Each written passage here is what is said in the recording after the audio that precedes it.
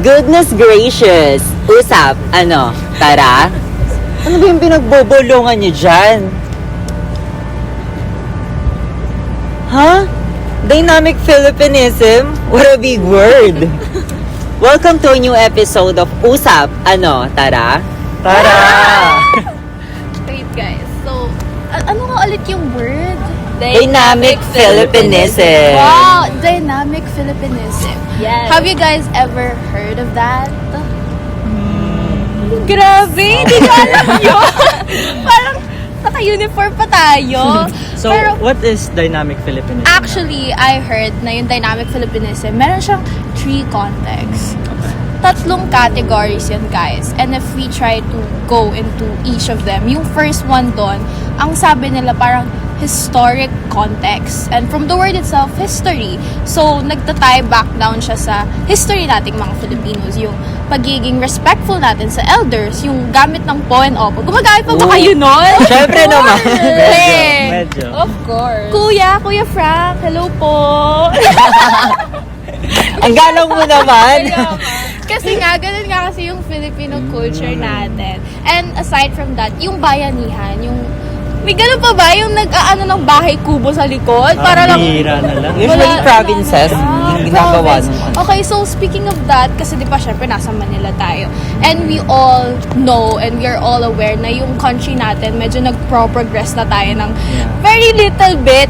Pero yun nga, parang nagiging globalized country na tayo. Nagiging more technical or like technological tayong country. So, yun yung second context natin, yung practical or technological context. And when we speak of that, more on ano siya, yung parang responsibilities natin sa community natin, kung paano tayo mag-build ng relationship with them.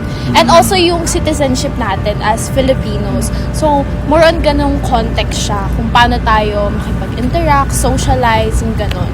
So, ganun daw yung dynamic Philippinism.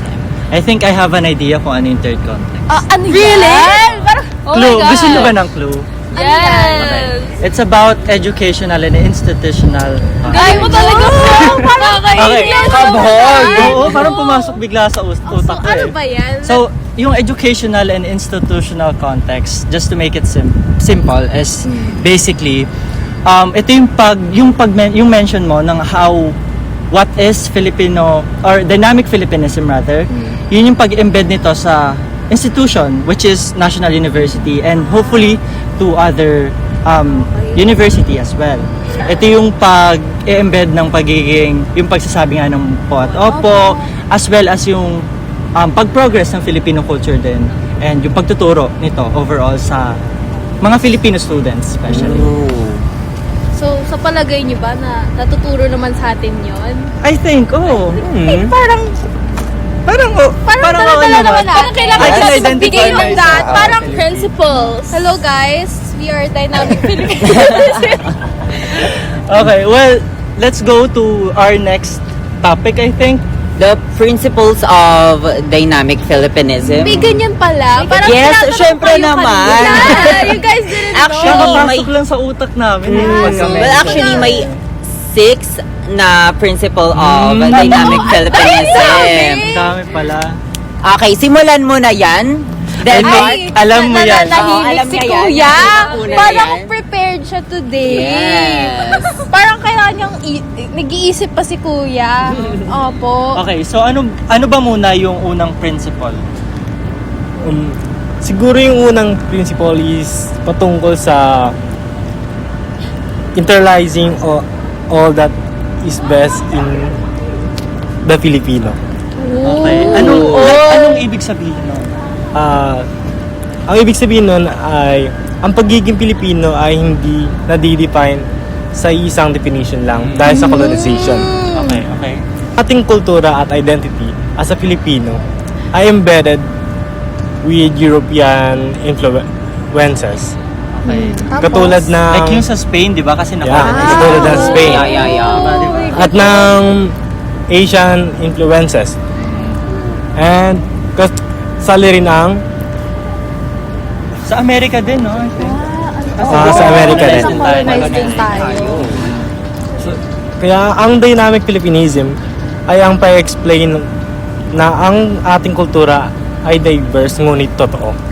Galing na din. Parang That's the first principle. authentic. Pero dahil So the next one? naiingit si Howard at gusto niyang magsalita, syempre may i-share din siya. Kung may internalizing my time-honored values and deep spiritual, Hanis. deep spiritual. Ito yung pagkakaroon mo ng pananampalataya, pagpapahalaga mo sa pamilya at sa pagrespeto sa kapwa, katulad ng sinabi mo kanina. Yun ang dahil doon natin mabubuo ang tinatawag na dynamic Philippinism. And siguro ang dynamic Philippinism ay isa siyang strong sense of nationalism na that remains as open to what you call this, influences from other cultures. Yun lang naman ang short parang explanation about time-honored values and deep spirituality. Kasi na alam din natin, di ba, like we are Christians, or like the majority of Filipinos are Christians. And from the Spain influence, yung Christianity, it's embedded with our culture na nga as mentioned kanina. And yun, may deep spirituality tayo dahil doon. So, kumbaga madaming parts ng pagiging dynamic Philippinism. And tayo din, as Filipinos, hindi lang tayo isa lang. Kumbaga, madami tayong nabuong connection with other people. And sila din yung nag-shape sa kung sino tayo today. That's so deep and beautiful. Grabe, napaka-informative. Talking about other people, here comes the third principle. So the third principle is about education. So what this means is basically si Osias ay nag-embed or nag-i-implement or tinuturo niya yung Western literature along with Filipino literature. So as we all know, may similarities sa literature natin sa Western media as well as sa Asian media or sa Eastern media, and nagkakaroon ng similarity. So an example na na-mention niya is actually yung sa Sulu folktale as well as yung kay Greek mythology, Theseus and the Minotaur. So both literature kasi ay minimension yung self-sacrifice. So with that, nagkakaroon ng connection with our identity as well as yung sa identity natin sa Western or our Western identity with our identity having a similarity and making it, global. Making it global, having us define what nationalism really is. So yun. What do you guys think about that? Ikaw ba, how do you define yourself as national? Sobrang dami kasi I like Western music a lot. So it shows, 'di ba?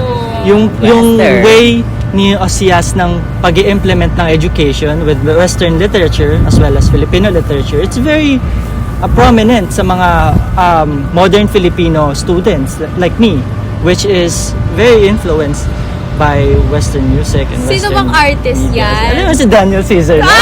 Concert niya siya, di ba? I'm waiting on him pa nga eh. So, yun, let's go to the fourth principle. The fourth principle. Okay, dahil nasabi na ni Frank ang pagiging nationalist. So, as a nationalist, we believe that global progress, unity, and universal values are very important. But, sabi nga ni Camilo Osias na dapat natin unahin yung Philippines. So, isa nga doon sa sinabi niya na pwede tayo makipagkaibigan and pwede tayo makipag-cooperate sa ibang bansa. But, we need to make sure na strong yung patriotism or yung nationalism natin.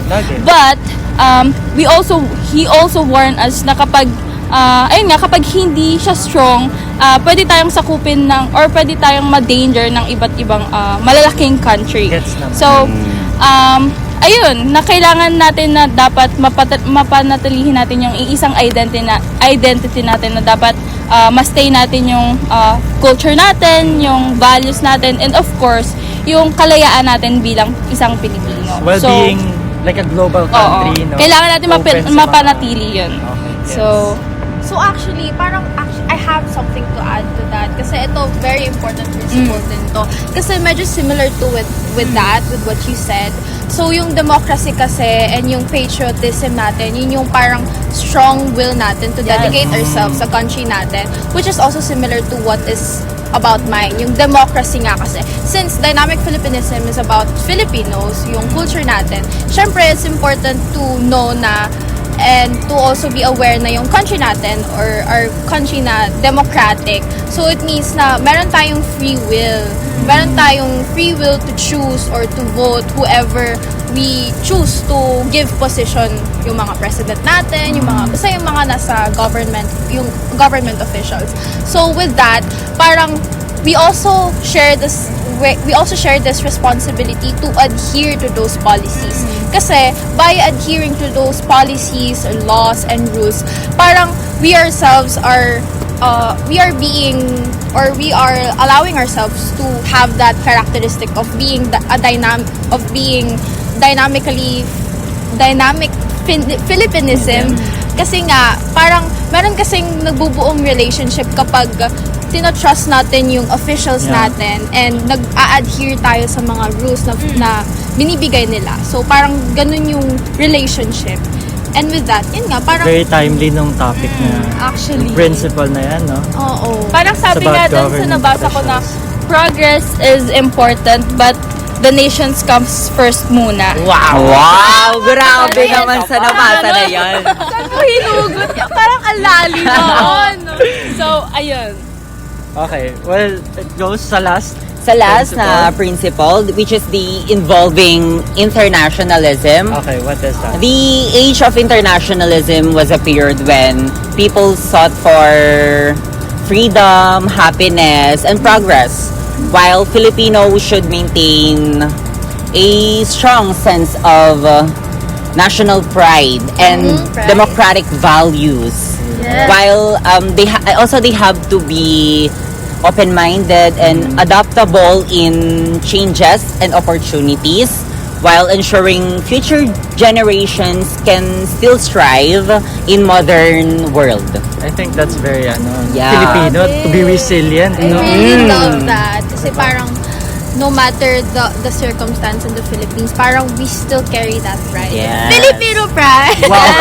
Gulat ako doon. Hoy, Filipino! Pero yun nga, we had a very good conversation about Yeah, dynamic and Filipinism. Filipinism. It's very important to have this dialogue para magkaroon tayo ng idea on what Camilo Osayas is really pointing out on what really is dynamic Filipinism. Yes. So, yeah. Yeah, through this talk, parang mas nag-gain tayo ng knowledge about. Kasi parang kanina Sobra. tinatanong ko Actually, diba? bumalik sa utak ko lahat ng mga Kanina wala kaming idea ano yung dynamic Filipinism. Yung big word na pinagchichismisan nyo. Yun pala yun. Grabe. So, well, now that we know that big word is, I hope, as nationalians, we stay and we, become as dynamic Filipino. If that's a word. Gagawin kong word yun. Oh, yeah. So that's all. Thank you for listening to our podcast. Again, my name is Raven Martinez and I'm with... I'm Kyle Cassandra Sia Queen and I'm Howard Alex Pakarangan and Hi, my name is Frank David Mercado. and hi, I'm Jan Jasmine Zea Bangista and of course, Dan Marti Ganaban. And welcome. thank you for joining us here sa aming usap. Tara! Tara! Bye-bye! Thank you! Till our next